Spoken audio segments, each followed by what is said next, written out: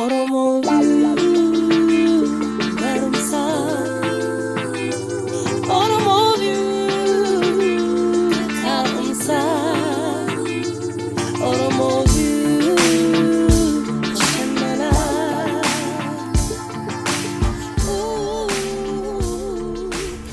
harka fuunattam jirtu daawwattoota Oromoo view har'as sagantaa haaraa isin qabannee dhufneerra sagantaa keenya irratti keessummaa qabna keessummaan keenya furtuu anootaa jedhamti furtuu baganagaan dhuftee mata duree har'a ishee wajjin haasofnu waa'ee domestic violence yookaanis miidhaa mana keessatti namarra ga'uu danda'u furtuun gaa akkasuma ogummaa isheef barumsa ishees inti furtuu baganagaan dhuftee baganagaan eedan isinis guddisee isin galatoonfadha showii kana irratti waan naafeertanii fi duraan dursee ammoo Oromo Community Centerii baay'ee galatoonfadha projectii koo kana baay'ee supportii naaf godhanii akka iddoo kana ga'u wanta na gargaaranii fi maqaan koo akkuma ati jettee Furtuun jedhama ani ammaa kanatti RN'dha RN hospitaala keessaa hojjedha garuu ammoo waggaa sadaffaa Doctors of Nurse Practice kan jedhamu nurse practitionerii qo'achuu jira waggaa sadaffaa fixeet amma ammoo projectii DNP scholarship wanta jedhamu sana irratti hojjetaa jira scholarshipiin kan koo ammoo mata dureen isaa waa'ee miidhaa jaalalloo lamaan gidduu kan ga'u jechuun intimate partner violence kan jedhamu afaan Ingiliishiitiidhaan isa irratti hojjechaa jira. Oh, okay. Furtuunis baganagaan dhuftee ofii irratti si affeerree nu kabajeef gooteef guddaa si galateeffannaa. Ani personally baay'een si jaja haadha ijoollee shanii barattee waan tokkotu booddeetti sin deebisin cimtee akkeesti barattee saba kee immoo gargaaruu fi tattaafattuun si argaa waaqayyoon baay'ee si galateeffadha jabaadhaan siin jedha amma gara kanaatti gaaffiin si qabu Ingiliffaan domestic violence maanni jechuun miidhaan namarra mana keessaa namarra ga'u maalidha domestic violence jedhamee kan inti naamtisa maal jechuudha? Hiikaan isaa directly maybe afaan Ingilishii irraa Oromootti deebisuun baay'ee nama dhiba. Garuu intimate partner violence jechuun intimate jechuun warruma walitti dhiyeenya qaban karaa abbaa manaa haadha manaa ta'uu danda'u warra qaadhimaa ta'uu danda'u warri kaan ammoo karaa high schoolii fa'aa ijoollee walitti dhiyaatan jechuun relationship adda addaa qaban ta'uu danda'u. Warra san gidduutti haalata adda addaa kan sirrii hin taane yookaan miidhaa kan namarra geessu tokko physically jechuun harkaan nama reebuu, nama hudhuu, nama yookaan immoo karaa adda addaatiin meeshaa adda addaatiin fayyadamanii nama miidhaa physical ta'e geessu. Kaan immoo karaa arrabsoodhaan adda addaa hamlee namaa gadi cabsuuni wanta akkanaafaa miidhaa wanta namarra geessu sana amala akkasii jechuudha intimate partner violence jechuun miidhama namarra geessu haalata adda addaatiin warra jaalalloo gidduu jechuudha.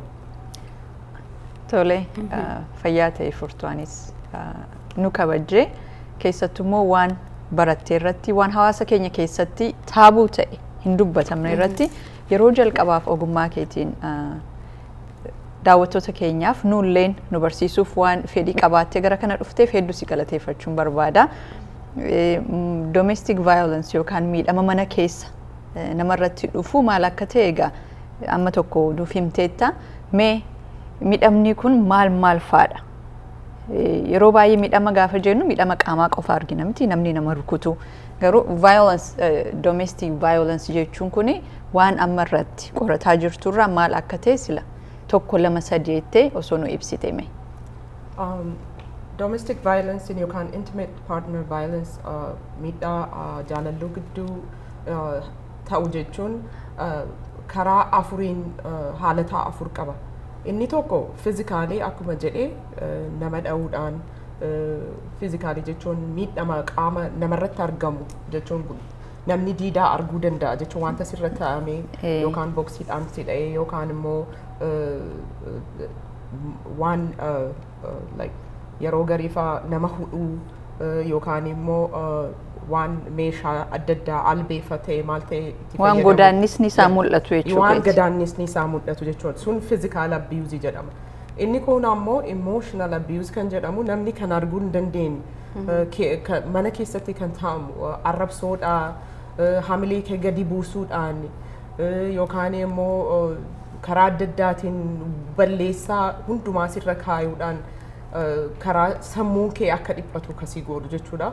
Inni kun ammoo karaa horiitiin financially abuse jechuun ati hojjettee illee yoo argatte akka horii san ittiin hin fayyadamne yookaan immoo akka baatee hojjechuu hin dandeenye yookiin immoo horii lamaan keessan argattan sani irratti moor namni tokko paartinariin tokko yookiin warri dhiiraa yookaan karaa biraatiin ammoo dubartiin wanta kana ishee duwwaa yookiin isa duwwaatu kontroolii godhaa namni kun baay'ee dipendentii ta'ee nama kana yeroo hundumaa gaafachuu qaba. Namni kun karaan ittiin kontroolii nama godhu waa'ee financial abuse yoo laaltee jettu inni waan barbaade bituu danda'a yookiin isheen waan hundumaa bituu dandeessi. Garuu immoo inni paartinariin ammoo inni viktimii ta'ee waa tokko gochuu hin danda'u gaafachuu qaba yeroo hundumaa.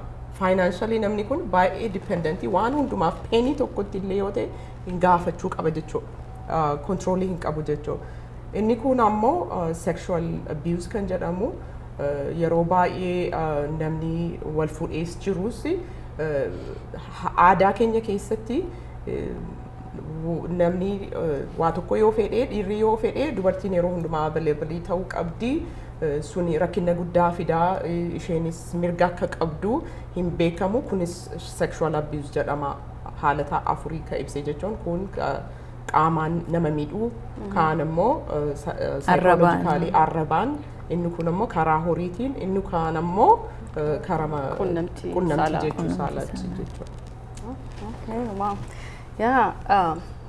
Anis gaaffii si qabu. So domestic violence kun amma maalirraatu ka'a jettee yaadda maaltu fida maalirraa namni warra akkas namarraan ga'an kuni maaltu kakaasaan maaltu waan akkasii fidan maaliif nama miidhu? Warri qorannoo godhanii warri riisarchii hojjetan wanta kanarratti baay'ee qo'annoo guddaa godhanii jiru ture. Maaliif abiyuuziin vaakyuumitti hin taa'amu jechuun waatu duuba isaa jira jechuudha. Kanaaf jecha waan 3-4 lafa kaa'an inni kun individual jechuun amaluma nama kanaa jechuun nama abiyuuzii nama godhu. Individual yeroo jedhamu namni kun maybe influensii adda addaa qaba alkoolii fayyadama ta'a yookaan immoo hennaa guddatu wanni inni argaa guddate faamilii ofii keessatti wanni inni argaa guddate waanuma akkas jechuun nama reebuu yoo wanti tokko jiraate diskasii godhanii waliin haasa'anii soolvii waan kana hiikuu dhiisaniiti reebuudhaan waan akkasii faan argaa guddateera ta'a namni kun. Karaa biraatiin ammoo kalcharii keenya biyya keenyaatitti dhiirri mataa jechuun household headiidha. So warri dhiiraa kun male dominance warra jedhamu jechuun warri dhiiraa dubartiin akkatti bulchuu jira kan jedhu isa san faati ka amanan jiru dhiirri waan hundumaa murteessuu qaba. So isheen waan inni jedhee ajajamuu qabdi ka jedhu inni sun karaa individuaalidha. Karaa relationshipiidhaan immoo yeroo baay'ee waliigaltee waanuma adda addaa irratti waliigaltee dhabuu akkasumattis gender ka jedhamu jechuun dubartiin dhiirri kana hojjechuu qabaa dubartiin kana hojjechuu qabdi kan jedhu kan rigid jedhamu kalcharii keenya keessatti jechuun flexible hin ta'u dhiirri waan dubartiin hojjechuu hin barbaadu. So wanni kun relationshipii keessatti baay'ee rakkina fiduu danda'a. Inni kun ammoo ka community yookaan societal factor kan jedhamu societiin waan addaa culturii normii qaba. Normiin kun baay'ee affektii godhuu danda'a waan kana jechuun miidhama nama gidduu fiduu danda'a maaliif dhiirri tokko akkanatti bulchuu qaba dubartii yookaan immoo dubartiin rukutamuu qabdi yoo rukutamne jaalalli waan akkasii jira waan akkasii jira even dubartoonni dhiiraa miti warri dubartiin yoo inni nan dhoofne nan jaalanne kan jedhu associationiin isaan jaalalaa fi rukuttaa kana associate godhaniiti jechuun wanta walitti dhufne tokko walitti fidanii kunis jira yookaan immoo abbaan amma haa jennu for example ilmi isaa dubartii yoo intala fuudhee intaltii sun akkuma abbaan suni itti jiraate sanitti akka jiraatu barbaada. So yoo haalata san irraa diqqoo gargar ba'e maybe mucaan amma barateera ta'a mucaan ammoo kalcharii addaallee hin qabataa yoo ka societiin eegurraa adda ta'e wanni kun ammoo wal jeequmsa mana keessaa fida jechuudha. Kan nama aadaa cabseetti akka aadaa cabseetti kanaaf sodaasanii fi manatti walitti galagalanii wal lolu jechuudha jechuun kalcharii kana kabajuudhaaf jecha. Waaw waan baay'ee barannee mallattoo isaa gaannutti himteetta amma fakkeenyaaf domestic violence gaafa jennu yeroo baay'ee gara dubartiitti kan dubartii akka ga'utti haasofna. Dhiirarras hin ga'a wanta akkasii. Yaa sirriidha. Wanti kun dhiirarratti sin ga'a dubartii irratti sin ga'a. Yoo amma statistiksii ilaalle 4 keessaa dubartiin tokko abiyuuzii taati jechuudha. Wanti kun jeequmsiis irra ga'a jechuudha. Lakkoofsaanii 1 in 4 jechuudha. Ka dhiiraa immoo 1 in 7 jechuun dhiira 7 keessaa tokko wanti kun jechuun abiyuuziin yookaan immoo rakkinni jaalalloo gidduu jiru kun itti irratti ga'uu danda'a jechuudha. Garuu karaa hedduutiin yoo laalanii jedhanii gara guddaa frequensiin dubartiitu caala. Miidhamni illee amma yoo qorannoon godhame yoo laalu miidhamni duutii yookaan immoo ajjeefamuun yeroo baay'ee kan ta'u dubartiirra. Maaliif warri dhiirri humna qaba kanaaf jecha baay'een miidhamni severity ka qabu dubartii irratti jechuudha. Garuu immoo dhiiraaf dubartii irratti illee miidhamni kun ga'uu danda'a jechuudha. Lamaan isaanii irratti ga'uu danda'a. So asirratti gaanii namni tokko domestic violence nama tokkorra wanta akkasii ga'uuni dubartiin sun akkamitti akka abbaan sun abiyuuzdi godhu baruu dandeessi.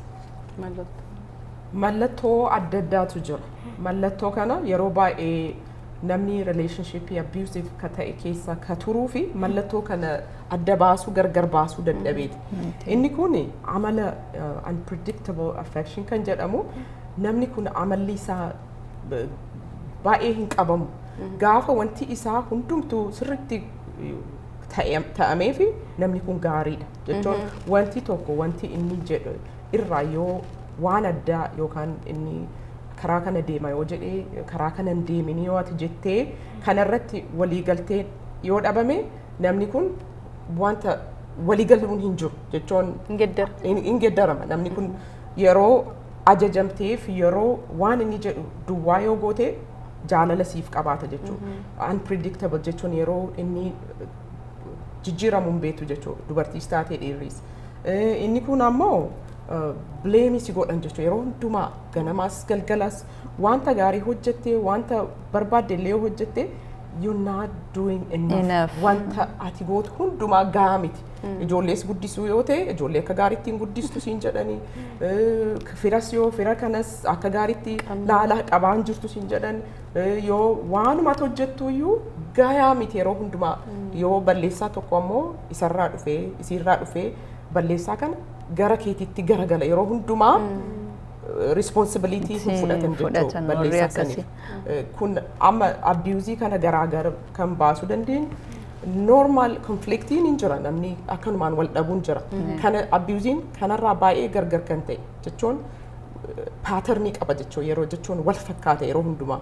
Namni kun wanta kana karaa affectionii yookaan immoo unpredictable amalli isaa kun yeroo hundumaa wal fakkaata jechuudha. Inni kun ammoo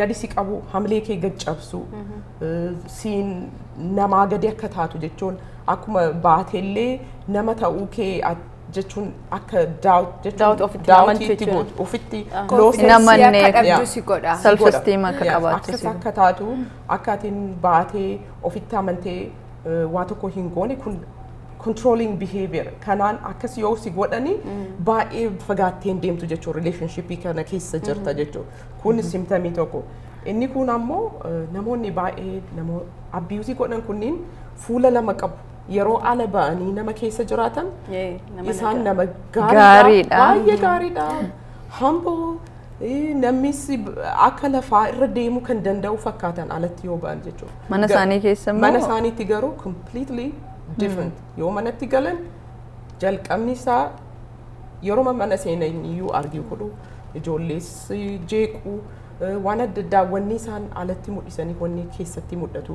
garaa kanaaf namni dafee biran ga'uuf jechuudha maaliif namnis mana gaasan alatti arga Arga malee alatti abaluun mana keessa kompleenii godhu waan inni himatu namni arguuf hin danda'u namni ittiin alatti argituuf inni mana keessa yeroo adda ta'u ga'a maal gochuu danda'ama akkamittiin bira ga'amaaf ga'a. Inni hin danda'amu namni baay'een kana beekuu hin danda'u dubartiinis kana himachuu hin dandeessu because namni karaa biraatiin wanta argutu adda. Namni hin amanu isheen kunis baate akkamittiin nama iddoo kanatti jaalatamu akkam jedheeni waan isaa kanatti sodaadhaan inni mattu isheenis maaliif namni kun nama beekamaadha society keessatti baay'ee jaalatamaadha garuu immoo behind the door warra jedhan jechuun duubatti balbala cuufaa duubatti wanti inni godhu wanta addaa jechuudha. Inni kun ammoo the guilt trip wanti jedhamu akkaatiin yeroo hundumaa balleessaa ofirratti murteessitu oduu akkana godhee wanni kun hin ta'amu waan hundumaa waan inni godhu balleessaa isaa hundumaa ofitti akka galachitee ilaaltu maaf kana rakkoon kun kan dhufeef waan akkana taateef waan akkana naan jetteef waan akkana ka gooteef siidha rakkinna kan jedhu guilt trip kan jedhu sanniin mallattoon sun kan na fakkaataa jechuudha kaanirraa brain wash jechuudha. Garaagarummaan normal conflict irraa kun kanatu isa adda baasa jechuu abuse. Baay'ee galatoomi waan baay'ee nu barsiisaa jirtan iyyuu saayinii baay'ee akka ilaalluu fi waan jalqaba jettee tokko yeroo mallattoo kana himtu yeroo hunda yoo ati tolee jettee jaalala si garsiisu jechuudha. Waan isaan jedhan qofaaf ati yaadan qabdu jechuudha. Yoo yaadni kee yaada addaa abbaa sanarraa adda ta'e yoo dhiyeessite abbaan sun ilma jijjiirama jechuudha. Amma isa akkasiifaa namni hubachuu dhabuu danda'a yeroo hunda jireenya abbaa sanaa jiraatta jechuudha. Ati yaada mataa kee hin qabdu, jireenya mataa kee hin qabdu, abbauma sanatu waan inni jedhes qofa tolee jettee fudhachuu qabda. It's like gabrummaa jechuudha. It's just like a slave. One way qofa. Kanarratti amma gaa qorannoo godhaa jirta wanti nutti himaa jirtu waan argiteerraa fi waan qorannoodhaan qabatameedha. Qorannoo kee kana kan taasisaa jirtu akkan hubadhutti hawaasa keenyas hin dabalata miti. Kanaaf akkamitti mee hawaasa keenya keessatti rakkoon kun akka jiru ifaadha. Baay'een dubbatamiin malee kana dhugaamatti himuu qabna miti. Sagantaan akkasiis barbaachisuunsaa rakkoon akkasii jira akkamitti furmaata argamsiifnaafi. Kanaaf mee namoota miidhama akkasii keessa jiran kan bahanii hin himanne yookaan immoo tarii kan piroosesirra jiranii akkamitti gargaaruun danda'ama. Guddaan riisarchiin kan argamsiise furmaanni guddaan wal barsiisuudha. Community mobilization wanni jedhamu tokko wanni aan amma irratti hojjechaa jiru kuni community hundumaa walitti qabdee yoo barsiiste malee dubartii isheen miidhamni irra gaaru yookaan immoo dhiira isa miidhamni irra gaaru kana duwwaa yoo barsiiste gatiin qabu maaliif inni kun inni miidhaa namarra geessu suni yookaan dhiira ta'ee dubartii bakka sana yoo hin jirre ati tokko barsiisuun wamaa furmaata hin qabu. Barsiisatu jiraachuu qaban maaliif namoonni culturein keenyaayyuu isa gadhee ta'e dhiisnee culturii keenya utuma jaalannuyyuu culturii keenya utuma kabajinu isa gadhee ta'e immoo dhiisneeti isa gaarii ta'e fudhachuu nurra jira. Maybe aadaa keenya keessa dubartii tumuuni yoo gaariidha kana yoo hin taane dhiirri dhiira hin jedhamu yoo jedhee kan laakkamu ta'e wanta kana immoo irratti wal barsiisuu qabna. Kuni sirrii miti karaan rakkoo hiiknu jira waliin dubbachuu qabna. Karaa faayinaansaalii yoo ta'e waliin haasa'uu waanuma jiru hundumaa irratti yoo waliin haasa'uu dandeenye jedhaniiti akka isaan kaalcharii isa gadhee ta'e sana dhiisanii deemanii waan haaraa jechuun wanni kun galgala tokkoon hin ta'amu jechuudha. Jechuun jijjiiramni tokko galgala tokkoon hin ta'amu. Garuu yeroo dheeraan ijoollee fa'aa amma ijoollee warra gurguddatanii fi kuni baay'ee barbaachisaadha. Maaliif wanta argaa guddatan yoo jiraate wanni kun immoo isaaniif adda ta'uu qaba. Waa'een intimate partner violence dubbatamuu qaba, dhoksaa ta'uu hin qabu. Amma waa'ee sukkaaraa yookaan waa'ee dhiibbaa dhiigaa namni dubbachuu hin saalfatu. Jechuun kunis akkasuma jechuun fayyaa namaa miidha. Wanta fayyaa namaa miidhuu fi maaliif baanee hin haasofne, maaliif isaaf furmaata hin goone. Daayibitisiin yookaan dhibeen sukkaaraa namoonni rakkina sanii baay'ee dubbatanii namoonni dhibamanii alatti ba'anii maal gochuu qabna kana dhibee kana fayyisuuf maal gochuu qabna kan jedhuun riisarchii adda addaa godhaniiti dhibeen sun akka jechuun fayyullee oduu hin taane namoonni akka yeroo dheeraa jiraatan qorichi isaaf argame. Akkasumatti waa'ee abiyuuzii kanarra yoo nuti hin dubbanne dubartiinis sodaattee mana ofii keessa yoo ta'es amma koominiitiitti baatee rakkinni kun hin jiraatu jettee namni baay'een yookiin dubbachuus hin sodaataa yookaan immoo hin dubbatu. Garuu ammoo nuyi dubbachuu qabna. Bring this situation into awareness jiraachuu qaba jechuun yoo rakkoon hin jira jennee hin bikkine isaafillee hiikaa furmaata qoricha barbaaduuf hin dandeenyu jechuudha. Furmaata argachuudhaaf. Ammoo kana baafnee dubbachuu qabna. Warri miidhamni isin irratti ga'ellee furmaanni hin jira. Isiniif furmaanni hin jira. Akkanumatti jiraachuu qaba. Sabni soosaayitiin kiyya kanumatti amanaa yoo an ba'ee nama biraatitti dubbadhee nan jibbamaa yookaan immoo akka nama jechuun biyya kanatti amma yeroo baay'ee ani oduu fiildii kanatti hin deemini nama interpreetara ta'ee hojjechaan ture. So gaafan interpreetarii hojjedhu akka interpreetaraatittis community kana keessatti baay'een waan akkanaa argatu. Shelterittis afaan hiikeera bakka adda addaa domestic violencein bakka ta'utti koortittis hojjedheera. Yeroo baay'ee wanni kun dubartiin baay'ee ofitti qabattee yeroo dheeraa teessee wanta yookiin wanta irraa mul'atu tokko yookaan jechuun boksiidhaan dha'ee lafeen ishee cabee achi booda beekama jechuudha.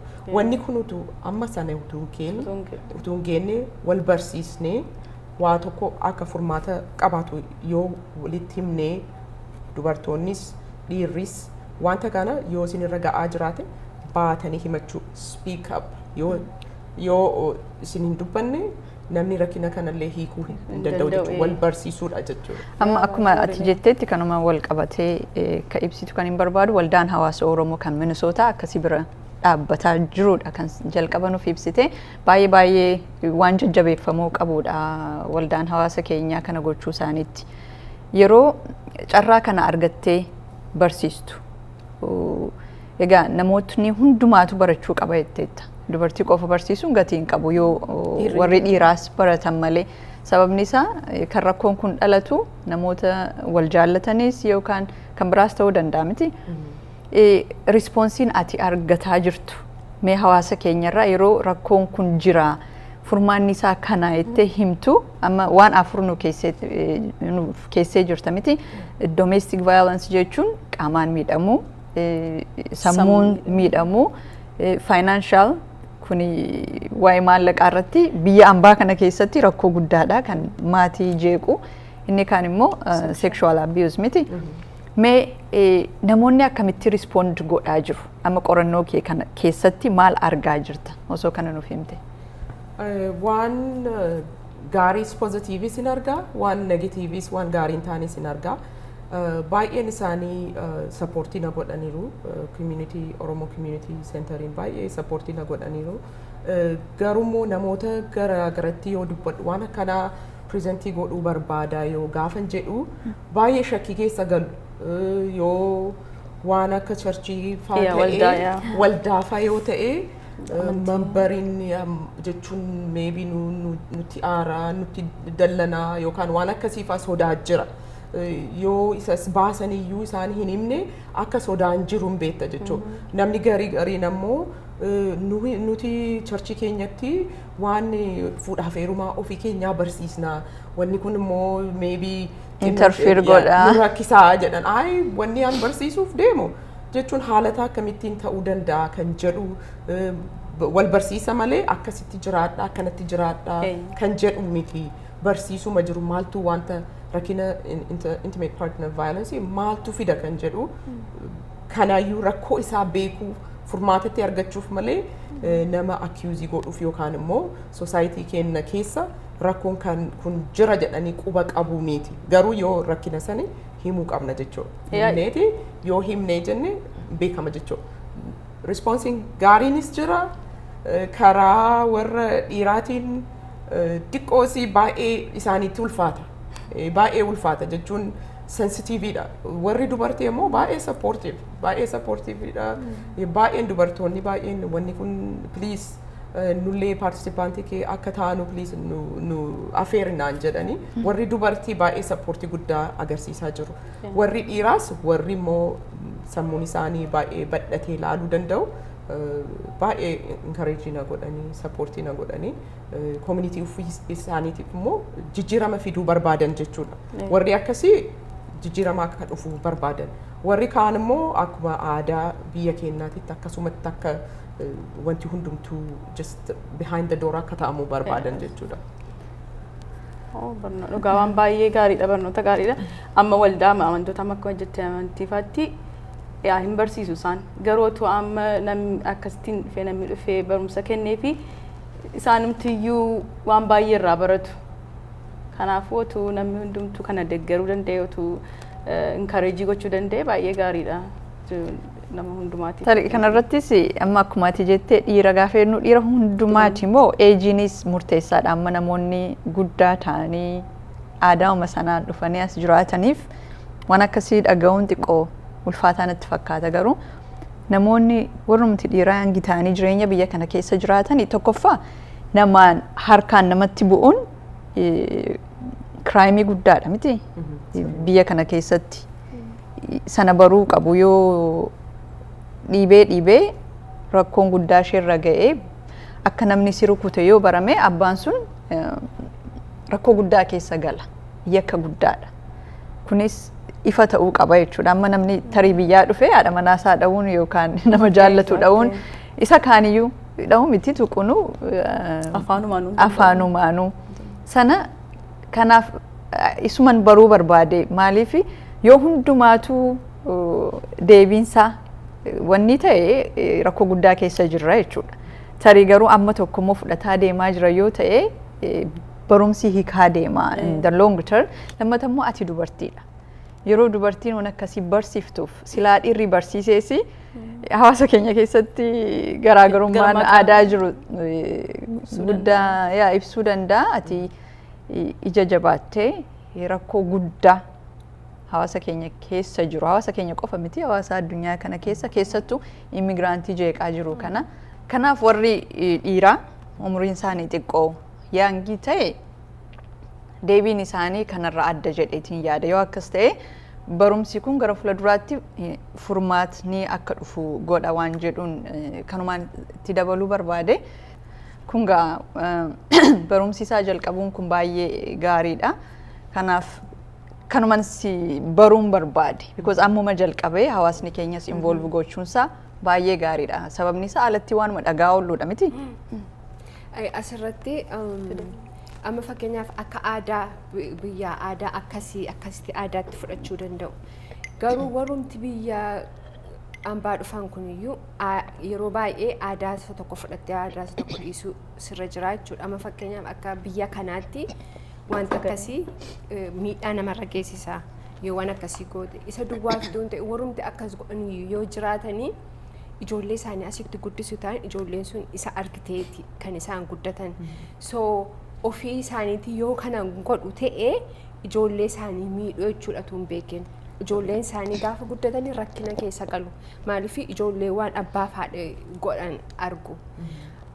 Gaaffiinsi qabu yeroo baay'ee warri akkasii abused ta'anii maal ta'anii dhiisanii deemuu danda'u akka divorsiis maaloo yoo so akka namni abusii godhu sun abbaan sun deebi'ee hin arginee fi dubartiin sun maal gochuu yeroo baay'ee namooti abused godhanii nama biraan deebi'an faaloo si godhu so as warri jiran immoo chaansii baay'ee qabu dubartiin sun maal gochuutu irra jira namni sun deebi'ee akka ishee hin miineef yoo dhiistee deemte abbaa manaa ishee or fiyaansees isa ta'uu boyfriendii isa ta'uu yoo dhiistee deemte akkamitti akka ishee bira lammaffiti hin geenye gochuu dandeessi dubartiin tokko.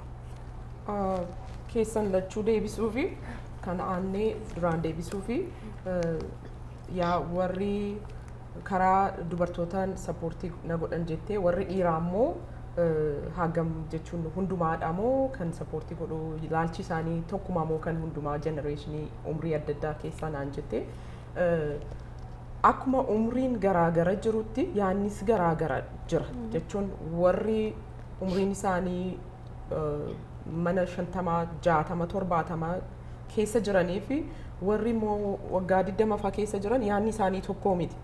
Warri jechuun akkasumatti kalcharii warra achi keessa turani laalchi isaanii baay'ee jechuun karama kalcharii san deemuuf garuu immoo warri ammoo ijoolleen keessaanuu immoo barattee biyya kanattis baay'ee turan yaada addaa qabu jechuudha. Akkasumatti namni barateessi warri kaanis immoo miidhama dubartii kan jaalanne baay'een jiru jechuun dhiira hundumaa miti. Dhiirrinuu jechuun hundumaa miti.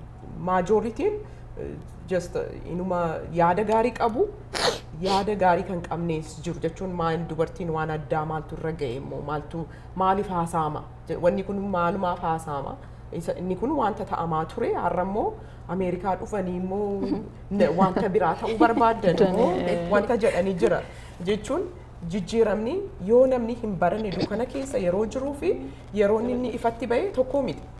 Dur wayyaa uffachuun maybe yeroo namni qullaa deemu hundumtuu tokko wanta ta'eef qullaa deemuun gaarii yeroo normaalii ta'e normaaliidha. Amma immoo atiin qullaa utuu deemtee society uffata uffatee deemuu keessatti baay'ee salphina akkasuma jechuudha. Akkuma kana abuuziin duritti jiraatame har'a immoo maybe normii miti. Normiin jijjiiramuu qaba. Akkanatti jiraata ka jedhu suni jijjiirameeti dubartiin reebamuu qabdi. Dubartiin yoo reebamne hin ta'u dhiirri humna isaa agarsiisuu qaba. Kunniin kan jedhu normii jiru gatii ta'ee fi normii kanarraa jijjiiramuu qaba jechuudha. Abnormaalii wanta ta'eef jechuudha. Namoonni godhan kuniyyuu gochaa sana tarii hin beekan ta'a. Amma namni arrabaan waas hin jedhu kuni akkasii miidhaa jiru hin beeku ta'a. Rukuttaanuu akkumaati jettee jechuudha. Keessattuu immoo inni arrabaa yookaan amma namni maal waan akkasii kan namaan jedhu tarii waanuma gaariitti fudhataa ta'a. So kun akka gaariin taane akka abbaa isa kan biraa sana miidhu kanumaaniyyuu barsiisuu qabna jechuudha. Amma isa miidhamee qofa miti kanaasaa jiru inni miidhuu sunis tarii normaalitti fakkaataa laata. But it's not normal, right? Yeah. Sun amma waan inni keessatti guddatee fi dhiirri tokko mana keessatti faamilii isaa keessatti society'n hundumtuu dubartii isaanii reebanii inni kun ammoo gadi bulchuu qaba ishee gadi qabatee yoo akkasiin taane dubartiin baay'ee out of control taati jechuun akkisiin itti qabamtu dhiirri ishee gadi reebeeti qaba kan jedhu sun waan kana akka jechuun sirriin taaneen beeku jechuudha. Akkana normaaliin kana akkasumatti dubartiin reebamuu qabdi yoo isheen waa balleessite tumamuu qabdi. Akkuma amma ijoollee maaf jechuudha akkuma ijoollee amma yeroo guddistu itti dheekkamuu qabda reebuu qabda akka aadaa keenyaatti kan yeroo ijoolleen baddu deebisuudhaaf miti akkasumatti dubartii irratti isaanis immoo adabamuu qabadhanii waan yaadanii fi the thing that's culture it's normal jedhaniitu fudhataniiru kanaaf baay'ee akkasitti culture keenya keessatti yaaduu danda'a. garuu kaalcharii faranjii keessa immoo gaa faranjootis jiru gaa warri kan biraanis biyya addaas kan No, domestic violence iddooma hundumaa jira yaa kanaaf hin jedhe isaan kanaaf Tarii akka aadaa keenyatti aadaa kam like maybe culture seloo jennus we have to Yeah, watch, watch. yeah. Amma gadaa keessatti bakka dubartiin kabaja guddaa qabdutu jira. yeah. Akkaataa rakkoon mana keessatti uumamu furmaata argatuufaa jira. We just don't know because baay'ee aadaan sun akka dhabamuu godhamaa jira. Garuu aadaan amma dhiyootti arginuutu more dubartii irratti miidhaa qaba. Yeroo immoo aadaa sana fiddee biyya kanatti egaa mirgi hundumtuu sii kabajama miti. Mirgicha iyyuu hin kabajamini namni akka namaatti miidhamni akkasii irra ga'uu hin qabu. Sana beekuu qaba. Aadaa hundumaa keessatti. Yoo waan Ameerikaa keessa jirruuf osoo hin taane namni biyya keenyas eessattiyyuu namni akka namaatti keessattuu immoo namoota wal jaallatan gidduutti kabajaan walqixxummaan jiraachuu qaba. Ijoolleen sana argaa guddatti. Ijoollee nagaa qabdu, ijoollee booriif abdii taatee tokko guddisuu fi mana keessaa jalqaba miti. Yoo jaalala abbaaf haadha gidduu argantu isaaniifis gaariidha. Inni guddaan faayinaanshaal irratti si gaafachuu barbaada yoo taleeleen waan itti dabaltu qabdi ta'es. Kan itti gaaffii kan qabadhu. Amma jechuun yeroo baay'ee akkaataatti maayinni miidhaan namarra gahu maal fakkaataa haasofne garuu namni warri miidhaan irra ga'e sun dubartiis ta'ee dhiiras ta'ee akshinii isaanii yookaan maal akkasitiin irratti baruu dandeessaatu isaan sitti himatinis. Jechuun isa fiizikaalii duwwaatu hin ta'in amma warra imooshonaalii yookaan immoo sekshuwaalii yookaan akkamittiin beekuu danda'ama namni akkasii wannoo biheeviyerii addaa qabaaf. Yeroo garii barachuu dandeessa isa imooshonaalii faa namni kun yookiin sooshaalaayizii godhuu hin danda'u bakka namni dubartiin yookaan bakka namnitti wal ga'uu sanitti wal ga'uu hin danda'u yookaan immoo sodaa qabaa sodaa saniin argita yeroodhaan akkana galuu qabaa yookaan akkana ta'uu qabaa jedhu waan saniif irratti argita ka fiizikaalii yoo ta'e yoo garii faa iddoo adda addaa biruuziin argita wanta kana yoo ati gaafattee nama kana kufeeti faa jedhanii waan adda addaa excuse sitti immoo karaa biraatiin ammoo waan kana arguu ka dandeettu yoo waliin haasoftee yeroo amma hospitaala faa yoo dhufanii jedhanii yeroo baay'ee hin sodaatu haasa'uuf garuu immoo namatti haasan maybe nama tokko lama qabaachuu danda'anii wanni kun irra hiriyootatti naasaanii garuu baay'een isaa hin argamu garuu immoo yoo baay'ate arguu dandeessa jechuudha. Jechuun namoonni kun sosaayitiitti hin bayanii sooshaalaayizii hin godhanii yoo akkanattis argitu yeroo hundumaa gaddiinsa qabanii confidence hin qabanii low self esteem qabanii sodaa qabu yeroo hundumaa ofirratti waa eeggatu waan akkasii faa jira garuu moor ka arguu dandeettu yoo gaafatte malee baay'ee mul'achuun hin danda'amu. Garuu warra akkas nama godhan faa kana gaamma yoo biyya kanatti yoo beekamee fi yoo dhaqanii himatanii amma namooti keenyas akkuma beekuu danda'amuuf maaltu karaa seeraa maal faatuun namatti dhufuu danda'a maal faatu namarra ga'uu danda'a biyya kanatti. Abiyuuziin eessattillee fudhatama hin qabu. Dubartiinis dhiirrinis mirga qaban mirga guutummaa gammachuudhaan jiraachuudhaan namni tokko mirgi isaa yoo gammachuu hin qabaanne mirgi isaa tokko irraa fudhatameera jechuudha.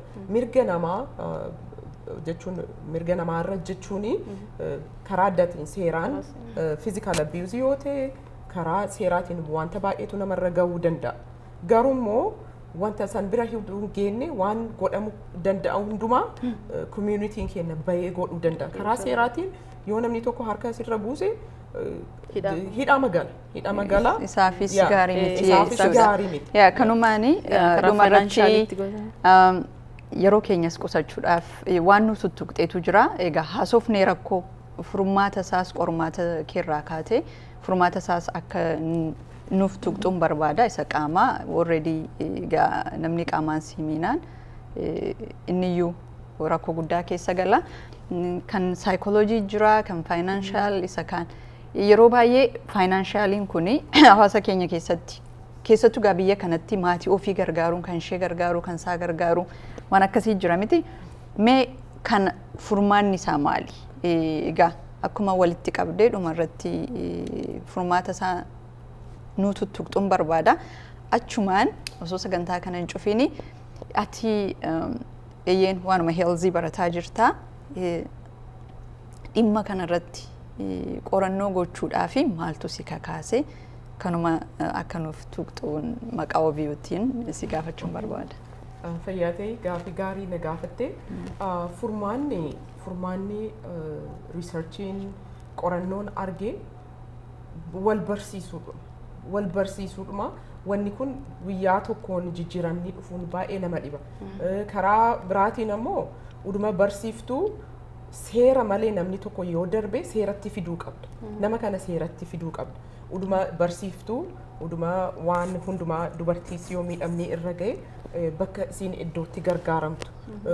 Call center jira. Miidhamni akka lubbuu ishii balleessuu wanta akkasiifaa yoo jiraate namni kun lubbuun isaa haga baduuf eeguu hin jechuun hin qabu.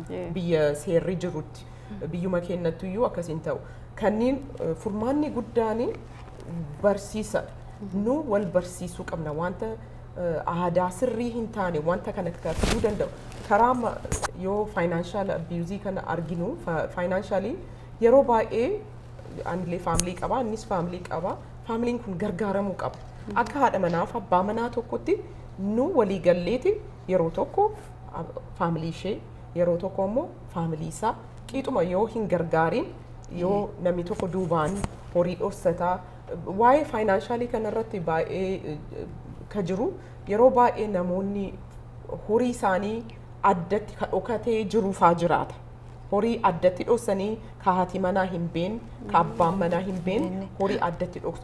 Yoo namni marriage keessa jiraate horiin isaanii tokko ta'uu qaba. Jechuun yoo immoo tokkollee hin taane ati beekamuu qaba. Ati akkaawuntii kana qabadhu. Yeroo tokko maybe ati dubartii wanta taateef waan baay'ee si barbaachisa.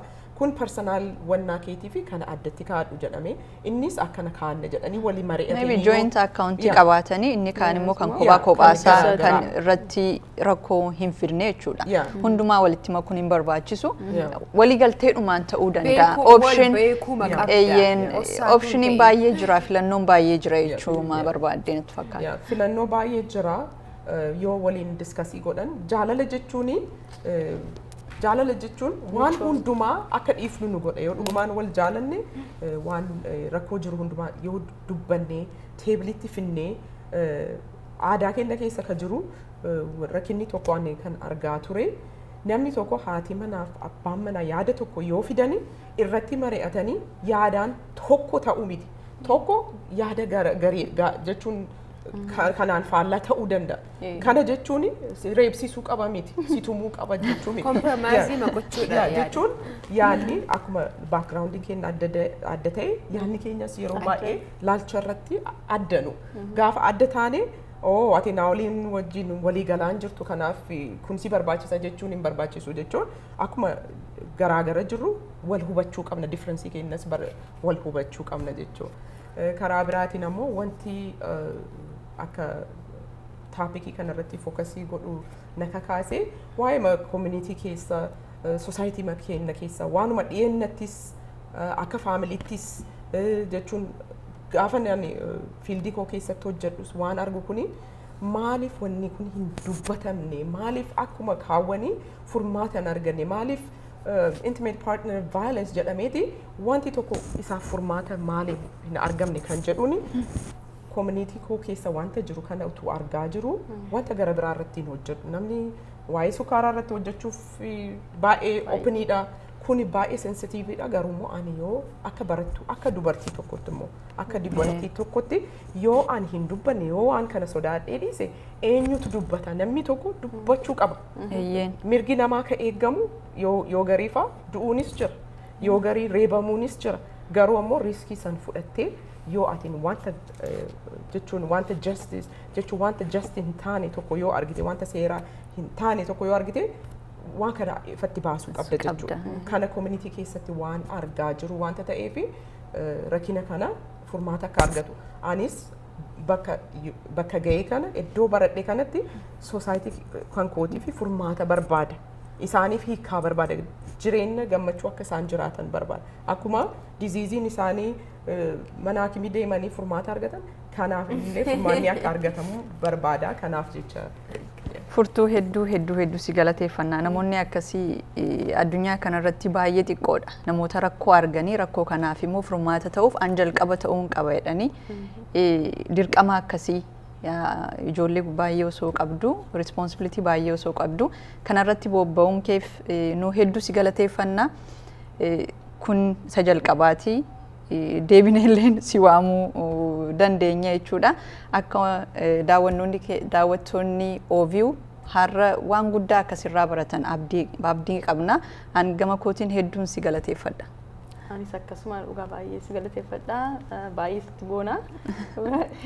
Ijoollee amma kana wajjin faamilii wajjin kana hunduma isaa dandeessee barumsa sadarkaa kanaan barachuun kee baay'ee sitti boona. Really proud of you. Baay'ee galatoomii siin jedhamisi. Anis akkuma kana baay'ee galatoomii siin jedha. Jajjabaadhu. Community kee bukkee dhaabbachuuni. We proud of you. Akka dubartii Oromoo tokkotti waan gaarii gochuutti jirta. Warri OVU immoo ilaalutti jiranii irraa barumsa argatu jennee yaadna. Sagantaa keenya kanumaan raawwanne wanti dabaltan qabdu? Wanti dabaluu hin jiru. Egaa daawwattoota keenya har'a domestic violence yookaan immoo afaan Oromootiin yaalaa'uma jirra. Miidhama mana keessa namoota wal jaallatan gidduu ga'u yeroo jalqabaatii fi nama ogeettii taatee sagantaa kanatti fidnee irratti mari'ataa turre. Sagantaa kanarrattis haa ta'u sagantoolee keenya kan biraa irratti yaadaaf ilaalcha qabdan adara nu barreessaa. Wal barsiifnaa. Sagantaa kan biraalleen mata duree kan biraa irratti akka mari'annu yoo barbaaddanii nu barreessaa jennarra deebinee egaa har'aaf sagantaa keenya kana kanumaan kan goolabnu ani anneedha taliilee keessummaan keenya irra furtuu lalistuu fi kan sagantaa kana immoo yeroo hunda waraabee qindeessee gara keessanitti kan dabarsu Caalii Yaadasaa Gibee Production waliin ta'uudhaan nagaattis niin jenna bakkuma jirtanitti fayyaa ta'aa. Oromo